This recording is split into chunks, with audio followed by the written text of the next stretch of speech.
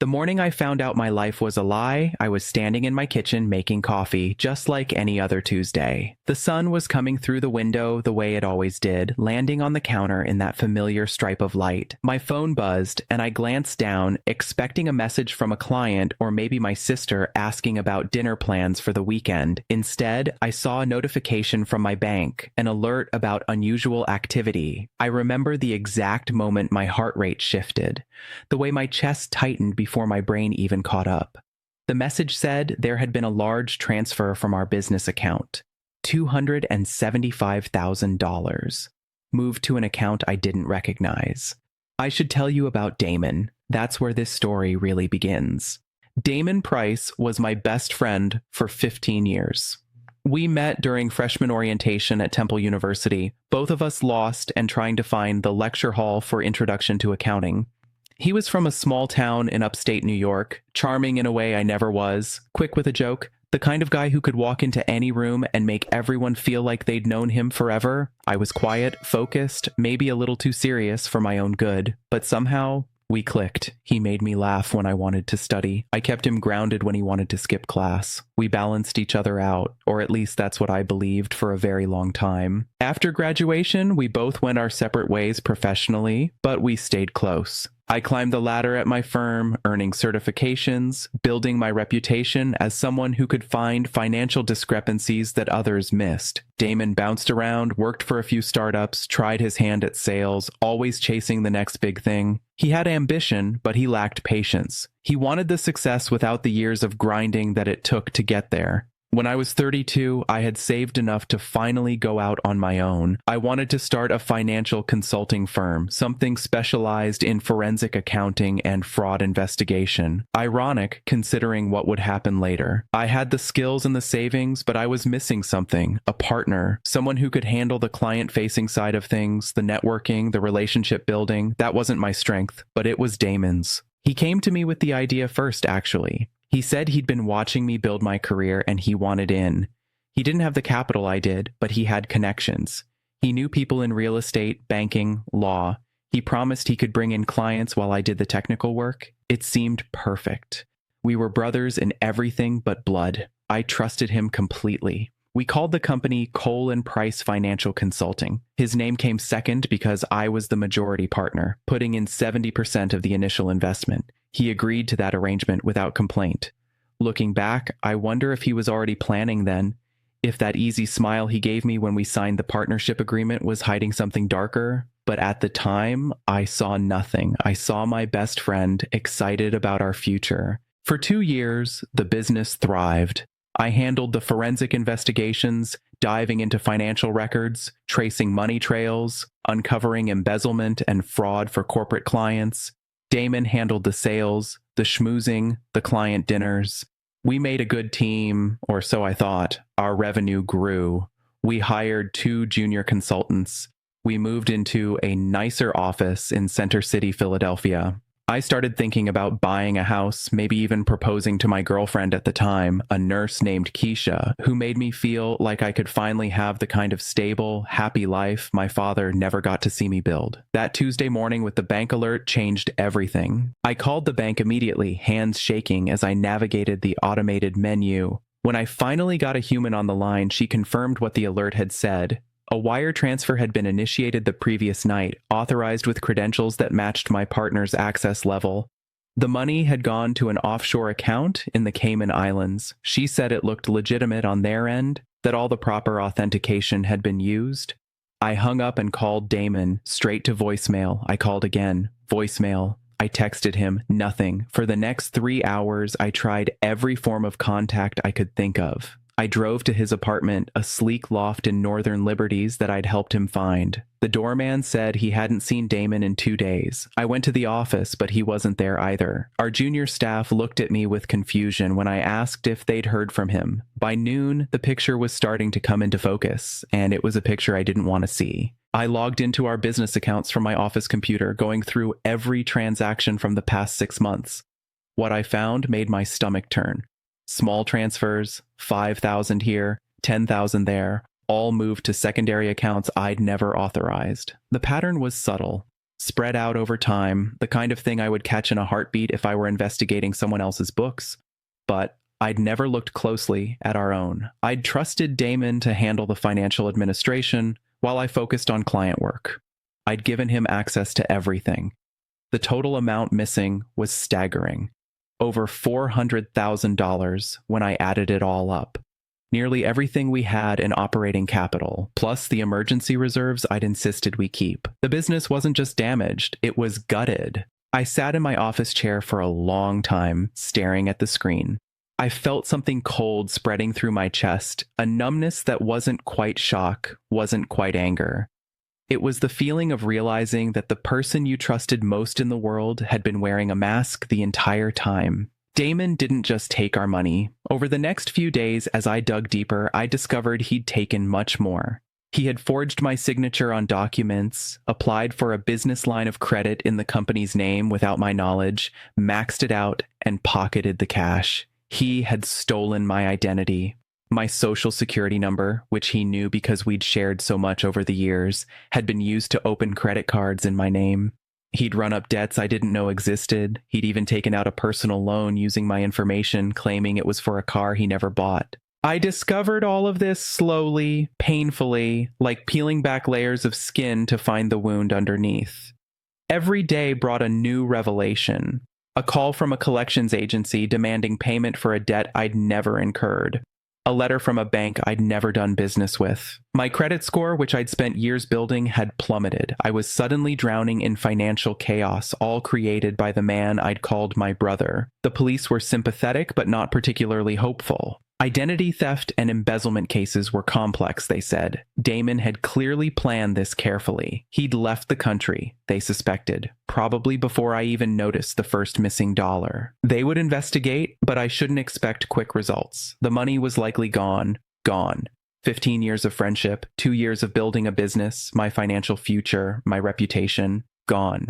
Keisha tried to be supportive at first. She held me when I cried because I did cry, alone in the darkness of my bedroom, feeling more lost than I had since my father died. But as the weeks went on and the stress mounted, our relationship began to fracture. I became obsessed with finding Damon, with understanding why he'd done this. I stopped sleeping. I stopped eating properly. I pushed her away without meaning to, and eventually, she left. She said she loved me, but she couldn't watch me destroy myself. Another casualty of Damon's betrayal.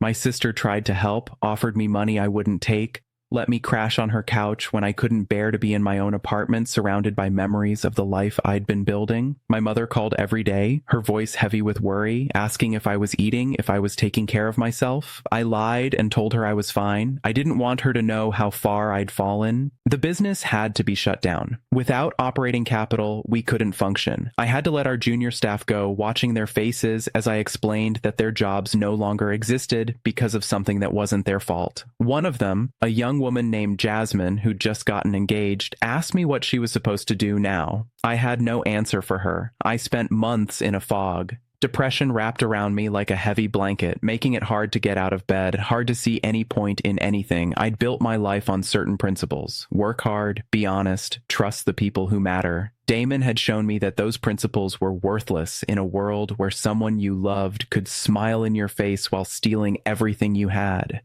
But somewhere in the darkness, something began to shift. It started with anger, real anger, not the numb shock of the early days, but a burning fury that woke me up at 3 a.m. and wouldn't let me sleep.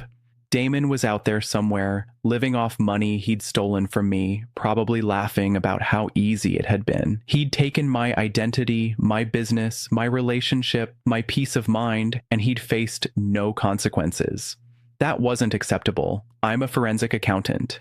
Finding hidden money and exposing liars is literally what I do. I'd been so overwhelmed by the personal nature of the betrayal that I'd forgotten my own skills. But now, in the depths of my anger, I remembered. If anyone could find Damon Price and make him pay, it was me. I started small. I gathered every piece of information I had about him, every document from our business, every email we'd exchanged, every social media post he'd ever made. I created a timeline of his movements in the months before he disappeared, noting every meeting, every trip, every unusual expense. I was looking for patterns, for connections, for anything that might tell me where he'd gone. The first clue came from an old email. 3 months before the final theft, Damon had forwarded me a restaurant recommendation from someone named Vincent Caruso. I hadn't thought anything of it at the time, just Damon being Damon, always networking, but now I looked closer. Vincent Caruso was a real estate developer in Atlantic City with a reputation for shady dealings. He'd been investigated twice for money laundering, though never charged. Why was Damon connected to someone like that? I dug deeper. Damon's credit card statements, which I still had access to from the business accounts, showed several trips to Atlantic City in the year before he disappeared. Dinners at expensive restaurants, hotel stays at the Borgata. He'd never mentioned these trips to me. He'd always said he was visiting his mother in New York or meeting with potential clients in other cities. But the receipts told a different story. Vincent Caruso became my focus. If Damon had a connection to him, maybe Caruso knew where he'd gone. I couldn't approach Caruso directly. I had no leverage, no legal authority, nothing to offer him. But I could watch. I could learn. I spent weeks researching Caruso's business operations, his known associates, his properties. I drove down to Atlantic City and sat in my car outside his office building, taking notes on who came and went. I felt like a detective in a movie, except there was nothing glamorous about it, just long hours, cold coffee, and the burning need to find the man who'd ruined my life. The break came unexpectedly. While surveilling Caruso's office, I saw someone I recognized. Not Damon, but a woman I'd met at one of our company events. Someone who'd come as Damon's date. Her name was Rachel, and she was beautiful in a sharp, polished way that had always made me slightly uncomfortable. At the time, I'd assumed she was just one of Damon's many romantic interests. He'd always had a different woman on his arm every few months, but seeing her walk into Vincent Caruso's building changed my perspective entirely. I followed her when she left. Not closely, I knew enough to keep my distance, but I tracked her to a boutique hotel near the boardwalk. I sat in my car and watched her go inside, wondering what her connection was to all of this. The next day, I approached the hotel under the pretense of being a businessman interested in hosting an event there. I chatted up the staff, asked innocent questions, learned what I could. Rachel had been staying there on and off for months, always paying cash, always keeping to herself. The night manager, a friendly, older man who seemed bored with his job, mentioned that she sometimes met with a guy who matched Damon's description. Tall, charming, well-dressed. They'd had dinner together at the hotel restaurant just 2 weeks ago. 2 weeks, Damon was still in the country, or at least he had been. He hadn't fled to the Caymans after all. He was hiding in plain sight just a few hours from Philadelphia. I felt something I hadn't felt in months. Hope. And with it, a plan began to form. I knew I couldn't go to the police with what I had. There was nothing concrete, just hunches and observations. They'd tell me to let them handle it, and then nothing would happen. If I wanted justice, I would have to create it myself. But I wasn't interested in vigilante violence. I'm not that person. What I wanted was something more elegant. I wanted to expose Damon completely, to strip away every lie he'd ever told, to make sure the world saw him for what he really was. And I wanted to take back what he'd stolen. Not just the money, but my identity. My name. The plan took shape over the following weeks. I needed to get close to Rachel. She was the key. I was certain of it. She knew where Damon was, and she might know things about his operation that I could use. But I couldn't approach her as Marcus Cole. Damon would have warned her about me, told her to be on guard. I needed to become someone else. There's an irony here that I didn't fully appreciate at the time. Damon had stolen my identity. Now I was going to create a new one. I'd worked on fraud cases for years. I knew how people created false identities, what documents they needed, how they established credibility. I wasn't going to do anything illegal exactly. I wasn't going to forge government documents or commit actual identity fraud, but I could create a persona, a character, a mask of my own. I became Daniel Morrison, a financial consultant from Boston who'd recently relocated to the Atlantic City area. I created a LinkedIn profile, a basic website for a consulting firm that existed only on paper, business cards with a Google Voice number. I even rented a small office space in a co-working building just to have a legitimate address. I bought new clothes, things Damon had never seen me wear, and grew out my goatee into a full beard. I changed my walk, my speech patterns, the way I carried myself. Marcus Cole was careful and reserved. Daniel Morrison was confident, almost cocky, the kind of guy who belonged in Damon's world of big talkers and bigger dreamers. It took me 2 months to build the identity, to make it feel real. I practiced in the mirror, introducing myself to my own reflection until Daniel Morrison felt as natural as my own name. And then finally, I was ready. I found Rachel at a networking event for real estate professionals in Atlantic City. I'd tracked Caruso's events calendar and knew she'd be there as part of his entourage. I dressed in my best suit, put on the persona like a second skin, and walked into that ballroom like I owned it. She noticed me within the first hour. I'd positioned myself carefully, making sure I was visible but not obviously seeking attention. I talked to other people, laughed at their jokes, pretended to be interested in their business ventures, and I waited. When she finally approached, I felt my heart rate spike, but I kept my expression casual. She introduced herself as Rachel Torres, a real estate consultant working with Vincent Caruso's development company. I told her I was new to the area, looking to expand my client base, interested in meeting the right people. We talked for 20 minutes, and by the end, she'd given me her number and suggested we meet for coffee. The coffee meeting turned into dinner. Dinner turned into drinks.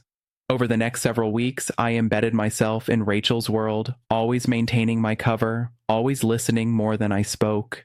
She was smart and guarded, but she was also lonely in a way I hadn't expected. She'd been running in Caruso's circles for years, but she didn't seem to have any real friends. I think she saw in Daniel Morrison someone who actually listened to her, who treated her like a person instead of an asset. I felt guilty about the deception sometimes. Rachel hadn't done anything to me directly, but she was connected to Damon, and that connection was my only path forward. I told myself that the ends justified the means. I told myself she'd made her choices when she got involved with people like Caruso and Damon, but the guilt was still there, a quiet voice in the back of my mind that I learned to ignore. 3 months into our relationship, Rachel finally mentioned Damon. We were having dinner at a quiet Italian restaurant, and she'd had a little more wine than usual. She started talking about her work, about the pressures of dealing with men who thought they could buy anything they wanted. And then she said, almost offhandedly, that she'd been helping a friend of Vincent's with some real estate investments, a guy named David who was looking to buy property in the area. David.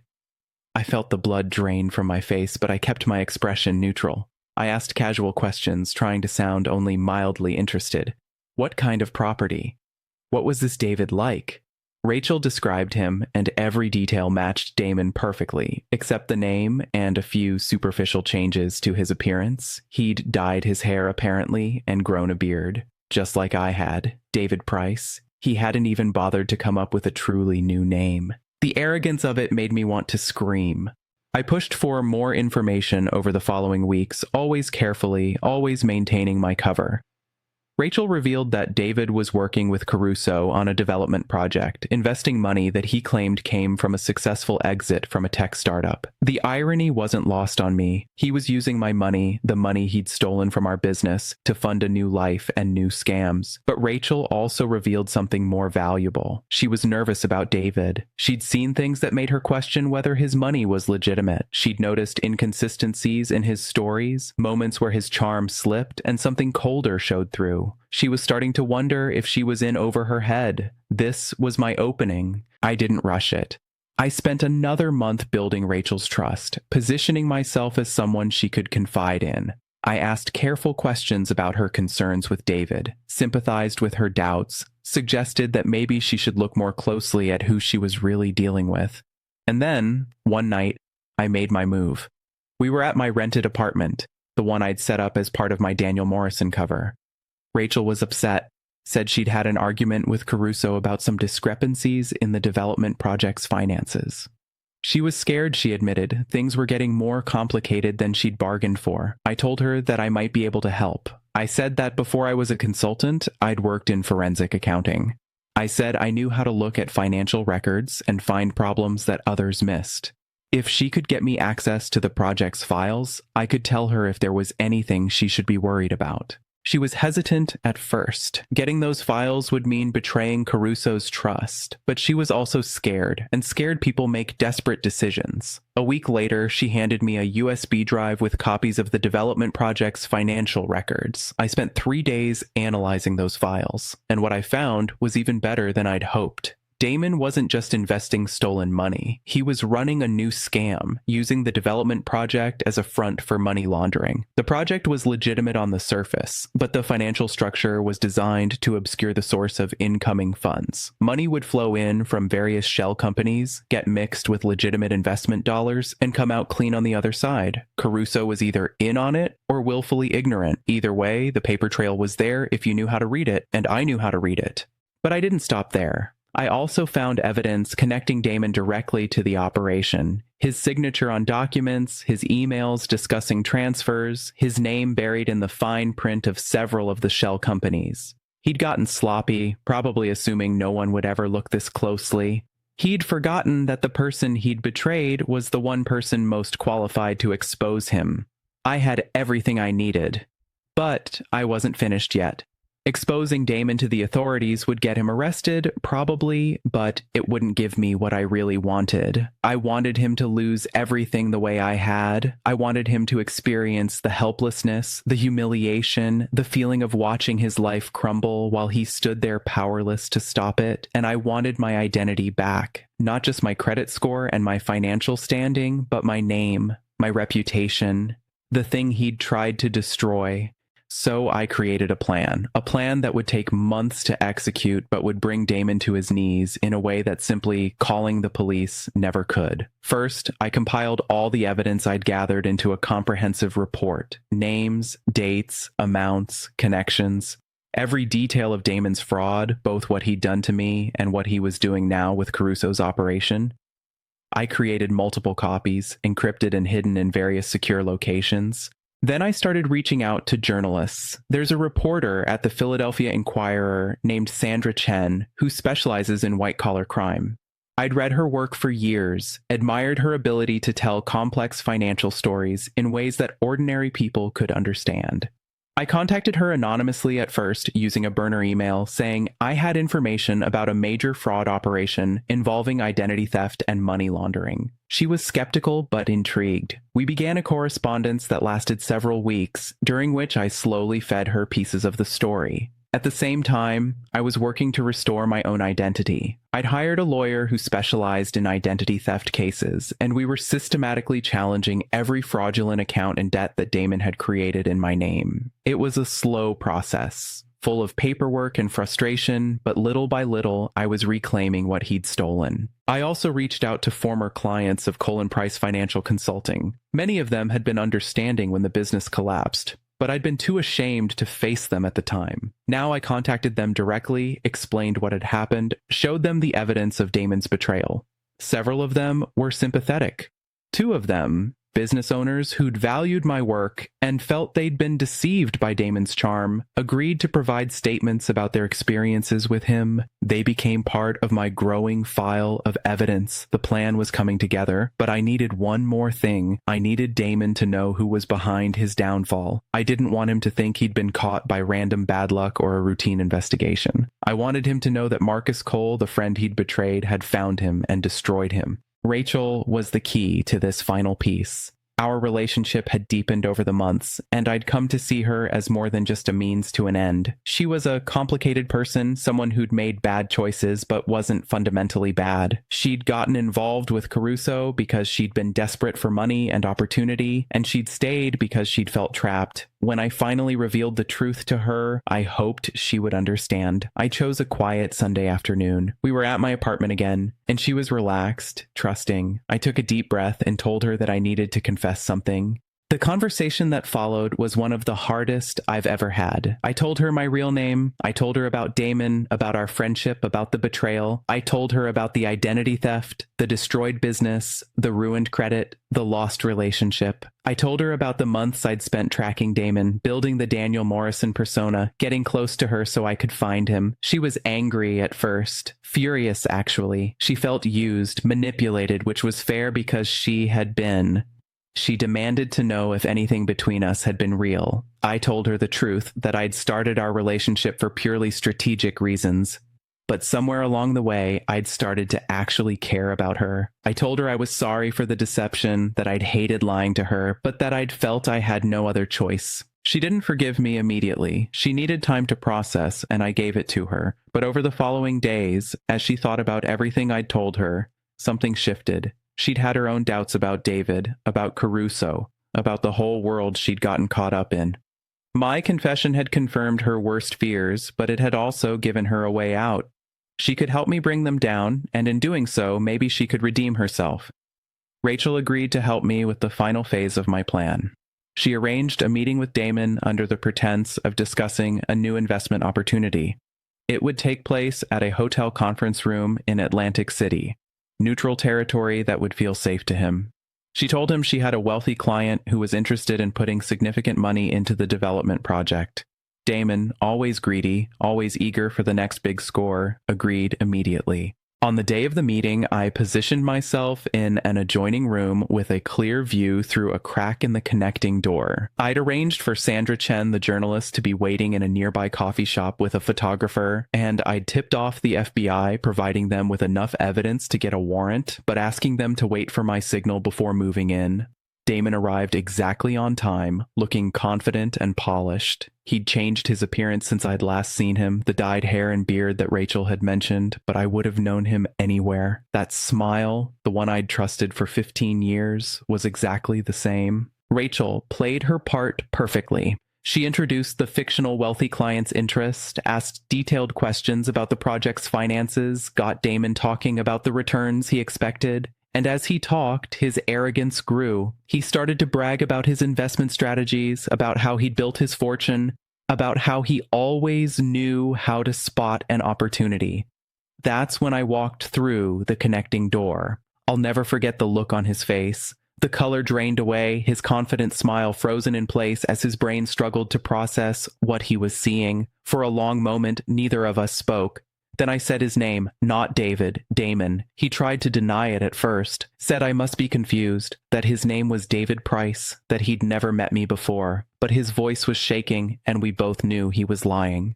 I pulled out my phone and showed him the evidence I'd compiled. The bank records, the forged signatures, the credit card statements, every detail of how he'd stolen my identity and gutted my business. I told him that the FBI was outside, that a journalist was waiting to tell his story to the world, that his life as David Price was over. He tried to run, literally tried to push past me and escape through the door, but the FBI agents I'd coordinated with were already in the hallway. They detained him on the spot, read him his rights, put him in handcuffs. I watched from the doorway as my former best friend, the man who'd betrayed me in every possible way, was led away in disgrace. But I wasn't done. Sandra Chen's story ran 3 days later. It was a comprehensive expose of the fraud operation, detailing not just Damon's crimes against me, but the money laundering scheme he'd been running with Caruso. The story went viral, picked up by national outlets, shared across social media. Damon's name, his real name, was suddenly everywhere. His face was on news broadcasts. People who'd worked with him, trusted him, invested with him, were coming forward with their own stories of being deceived. Caruso was arrested a week later. The development project collapsed. Several of the shell companies were seized. The full extent of the operation was still being unraveled, but it was clear that this was one of the largest fraud cases the area had seen in years. As for my identity, I worked with the credit bureaus and financial institutions to have every fraudulent account closed and every false debt removed. It took months, and there were moments of frustration when I wanted to scream at the bureaucratic inefficiency of it all. But gradually, my credit was restored, my financial standing recovered, my name was cleared, I even got some of my money back. Not all of it, not nearly, but the FBI was able to freeze several of Damon's accounts before he could move the funds. Combined with civil lawsuits I filed against him, I recovered enough to pay off my debts and start rebuilding.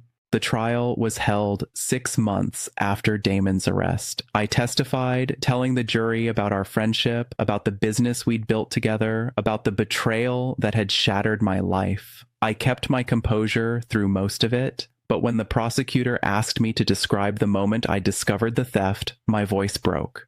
I looked at Damon sitting at the defense table in his orange jumpsuit, and I saw nothing of the friend I'd once known. Just a stranger wearing a familiar face. He was convicted on multiple counts of identity theft, wire fraud, and money laundering. The sentence was 12 years in federal prison with restitution orders that meant he'd be paying me back for the rest of his life. After the verdict was read, I walked out of the courthouse into bright afternoon sunlight. My mother was waiting on the steps, having flown in for the trial. She hugged me tightly and told me my father would have been proud. My sister was there too, and my niece, who was 6 now and didn't really understand what was happening but knew that something important had ended. I stood there for a moment, feeling the sun on my face, breathing in the fresh air. For the first time in years, the weight on my shoulders felt lighter. There's a question people ask me sometimes when they hear my story. They want to know if it was worth it, all those months of planning, all that deception, all that energy spent on revenge. Wouldn't it have been easier to just move on? I understand why they ask. In a perfect world, I would have been able to let go of my anger, to accept my losses, to rebuild without looking back. That's what healthy people are supposed to do. But the world isn't perfect, and Damon took more than money from me. He took my sense of safety, my ability to trust, my belief that hard work and loyalty would be rewarded. Those aren't things you can easily replace. What I did wasn't about revenge in the simple sense of wanting to hurt him. It was about justice. About refusing to let his actions go unanswered, about proving to myself that I was stronger than the worst thing that had ever happened to me. And maybe, in a way, it was about reclaiming my identity, not just the credit score and the financial records, but the person I was before Damon's betrayal, the person who believed in doing the right thing, even when it was hard. By bringing him to justice, I proved to myself that person still existed. Rachel and I stayed in touch after everything was over. Our relationship was complicated by how it had started, and we both knew we could never have a normal romantic connection. But there was a bond between us, forged in the strange circumstances of those months. She'd helped me when she didn't have to, and I'd given her a way out of a world that was destroying her. We understood each other in a way that not many people could. She eventually moved to California, started over with a clean slate. She sends me a text on my birthday every year, and sometimes we talk on the phone, catching up on our lives. She's doing well, she's happy. That means something to me. I rebuilt my career, though it looks different now than it did before. I didn't start another consulting firm. Instead, I went to work for a nonprofit organization that helps victims of identity theft navigate the recovery process. I know firsthand how confusing and overwhelming it is to have your life stolen by someone else's lies. I use my skills to help people trace what was taken from them and fight to get it back. The money isn't as good as private consulting, but the satisfaction is greater than anything I experienced in my old career. My mother passed away 2 years after the trial, peacefully in her sleep. She'd been declining for a while, her heart giving out after a lifetime of hard work and worry. I was with her at the end, holding her hand, telling her stories about the past. She smiled when I talked about my father, about the life they'd built together, about how proud she'd always been of me. When she was gone, I felt the loss like a physical weight, another piece of my foundation crumbling away. But this time, I didn't fall apart. I grieved, I mourned, I let myself feel the pain, and then I kept going. That's what you do when you've survived betrayal. You learn that you're stronger than you thought. You learn that the worst thing can happen and you can still find a way forward. I'm 42 now. I live in a small house in a quiet neighborhood. Nothing fancy, but enough for me. I run in the mornings still and play basketball on weekends with a group of guys from the neighborhood. I've dated a little, nothing serious, but I'm open to the possibility. The trust issues are still there, probably always will be, but I'm working on them. Damon will be eligible for parole in a few years. I've thought about what I'll do when that day comes. Part of me wants to be there, to look him in the eye and remind him of what he did. But another part knows that he no longer has any power over me. He took everything once, and I took it back. Nothing he can do will change that. Sometimes I think about the person I was before all of this happened. The naive young man who believed that friendship was forever, that trust was something you could give freely to the people who mattered. I miss that person in a way. But I'm also grateful for who I've become. Stronger, wiser, more careful, but not closed off. Still capable of connection, still willing to open myself to the right people, even knowing the risks. Damon wanted to destroy me. He wanted to take my money, my name, my future, and leave me with nothing. Instead, he showed me exactly what I was capable of. He forced me to become someone I never knew I could be. In trying to break me, he made me unbreakable. That's the real ending of this story. Not the trial, not the conviction, not the money I recovered or the credit I restored. The real ending is me, sitting here in my living room at peace with who I am. The real ending is knowing that I survived the worst betrayal imaginable and came out the other side not just intact, but transformed. My father used to say that a man is defined not by what happens to him, but by what he does about it. For a long time after he died, I wasn't sure I understood what he meant. Now I do. Damon Price took everything from me, and in the end, that's exactly what I took from him. His identity as a trustworthy person, his freedom, his future. He'll spend the next decade in prison thinking about what he did, thinking about me, thinking about the moment he walked into that hotel conference room and saw the friend he'd betrayed standing there, waiting for him. I hope he never forgets my face. I certainly won't forget his. But unlike him, I'm not defined by that memory. I'm defined by what came after, the rebuilding, the healing, the decision to use my pain to help others instead of letting it consume me. The story of my betrayal is over. The story of my life continues. And that, more than anything else, is my revenge.